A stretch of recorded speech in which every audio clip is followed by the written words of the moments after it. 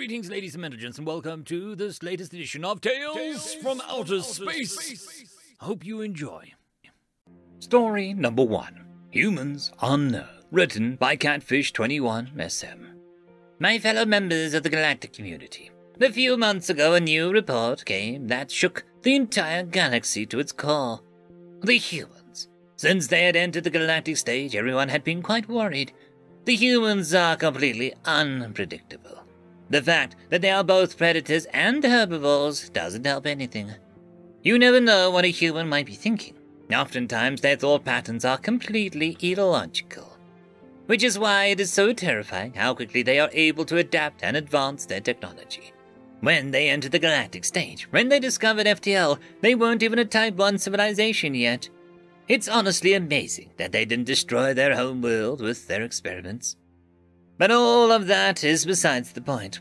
Humans progressed far too quickly. In only a few years, they basically skipped from a pre-Tier 1 civilization to a full-fledged Tier 2 civilization. If the humans ever wanted to go to war, it would take the entire Galactic Union just to hold them off. We're talking about hundreds of species just to fend them off. Their wartime strategies are chaotic and messy, but their unpredictability is what makes them so powerful. Their tech is unpredictable too. You don't go into battle against a laser ray, you go into battle against solid light. How they made light solid is beyond me, or anyone else for that matter, but they solidified light. So you can imagine how the Galactic Union felt when they'd received information about the humans' latest secret project. The humans were building a massive supercomputer. Well, saying that it's massive is probably an understatement. They had to literally take apart multiple entire star systems just to get the materials to build it. The core of the computer is a Dyson sphere. It's not surprising that the humans have the tech to do such a thing. But what is surprising is that they built it in complete secret. It was once thought that the humans had evolved the inability to keep secrets because they love to brag about their newest, biggest projects that they are coming out with. We learned the hard way, though, that the humans don't like to talk about their war machines. You heard me right, war machines. I'm not talking about simple cruisers or carriers either. No, the Yokchavik thought that the humans would be easy targets because they could not keep a secret to save their lives. When their latest manufacturing world was turned into a new asteroid ring, only 3 days after war was declared, they learned that humans can in fact keep secrets. We fear humans, which is why the entire Galactic Union joins together in secret to buy out high-tech level human spies and keep us informed about their human secrets. This specific secret, though, came too late. The humans have already completed their supercomputer. What they are planning to use it for is unknown to us at this time. This secret Galactic Union meeting is being held before a scheduled meeting in 3 days to determine if we should confront the humans about their new project. Doing so would reveal our surprise. But is this actually something that we can actively ignore? Sir, I have something to report. Can it wait? The Galactic Union is in session. We are currently discussing topics that could decide the fate of the galaxy going forward. Oh, sorry, sir. I'll leave. Wait.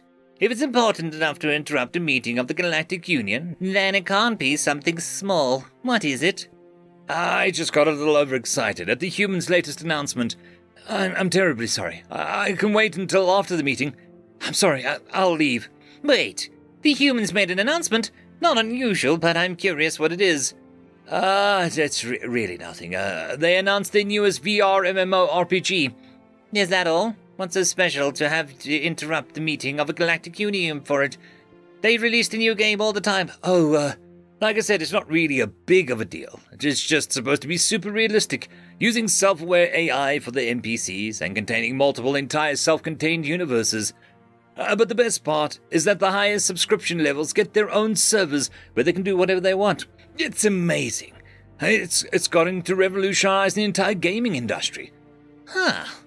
The computing power needed to simulate such a thing, especially considering that it probably uses the newest Neuralink devices to increase realism, would be incomprehensible. How are they powering such a thing? Wait, don't tell me. That's the coolest part, sir. They built this massive supercomputer powered by a Dyson sphere at its core. The whole thing is over 3 solar system masses. It's so big that the star in the center is held in place by gravity of the device itself. Well, I think that ends our meeting for today. The Galactic Union is dismissed. By the way, what's the release date of this new game? I want to make sure that I get a copy. End of story. Story number 2. Humans Never Come Back. Written by Dark Prince 010. Begin log. It began as a mistranslation. Also the humans had thought. In the early years following establishment of communications between our species, one area quickly noticed and fixated on by the human historians was how complete and accurate our historical records were. Despite having comparable lifespans and quality of recording tools and methods during the development of our own civilization. The word that was mentioned again and again was witnessed, with an improbable number of accounts written from first-hand perspective rather than retrospectively. Understandably, it was chalked up to a lexicographical oddity, a misunderstanding of perspectives, or similar error in our communications. It was no error. And so the humans first learned of the Lodestar Initiative.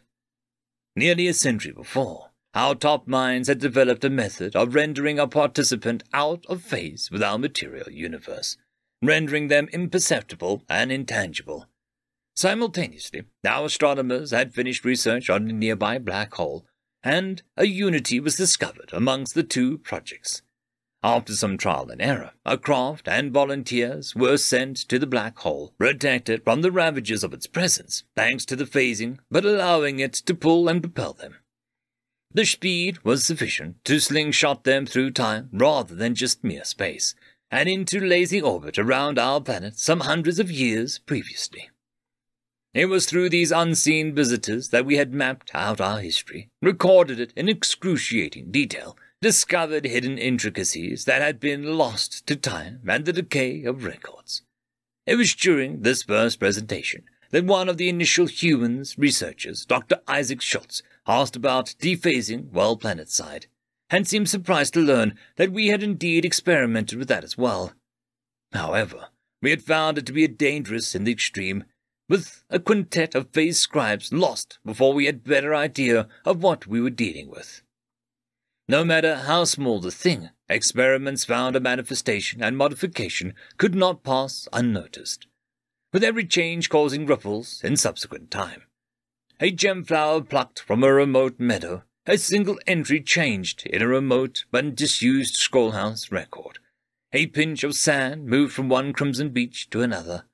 In these, the development of future centuries or millennia was changed enough that our physicists estimated that it resulted in a timeline splitting, and the subsequent loss of the individual making the change.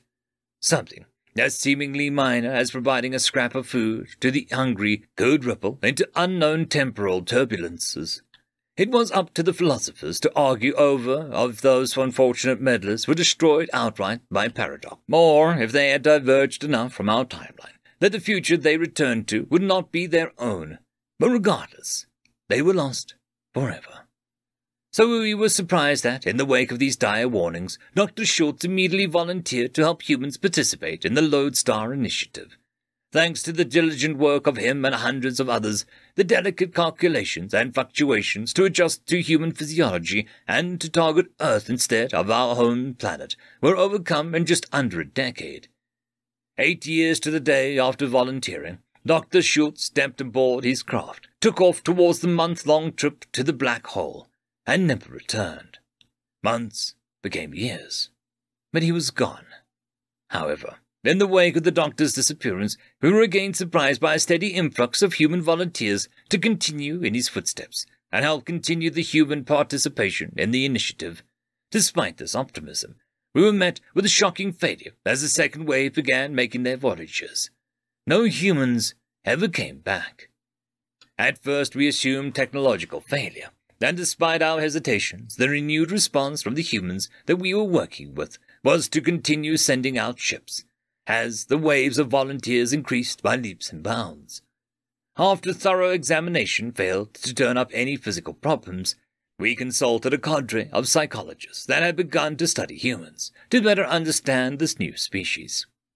It was there that we thought that we had the breakthrough. The humans were not intentionally abandoning the project. We had screening tests in place to ensure commitment to the project and its aims. However, when we sent them back to observe pivotal events, such as the beginning of wars or the deaths of influential leaders, the psychologists warned that the temptation to interfere was too great. The parameters were changed, scopes realigned, missions redirected to remote locations absent of major historical events that might sway a mind to action. The next wave of volunteers was sent out. No humans ever came back. This time we consulted with human psychologists and learned that our efforts were likely futile. It was a quirk of human nature that was preventing their return. You see, humans cannot stand idly by while others are in pain, in danger, in despair. Humans provide aid by reflex, unlike our kind, and will often seek out the wrong to correct, even if it puts them in peril. To ask a human to stay their hand from compassion is like asking them to cease breathing. Perhaps the volunteer explorer acted to prevent a genocide, stop a war, avert a famine. Or perhaps they provided a more meal for a night, showed love to an unloved child, saved an unlucky passerby from a premature end. They could not have had the knowledge that the person they were helping would live to do anything of historical note, that the selfless act that they were performing would ever have an impact on history. And yet, through their absence, we feel the everlasting consequence of their small kindness. We can never know with any certainty what changes have been made, or how many multiverses have been splintered off by this altruism. It seems that no matter where, no matter when, humans will ensure that others have a future, even if it means they sacrifice their own. As I see the faces of each new human volunteer, warn them of the consequences of any intervention, I would like the record to show that two things are assured. Humans will never come back, and I never once seen them regret it. End log. End of story. I'd quickly like to thank the T5 channel members and patrons: Caspar Arnholtz, Cam Maxwell, Lord Azrakal, Dragzoon WRE, Holly Sister, Ambrose Cattell, and Quantum Wednesday. Thank you very much.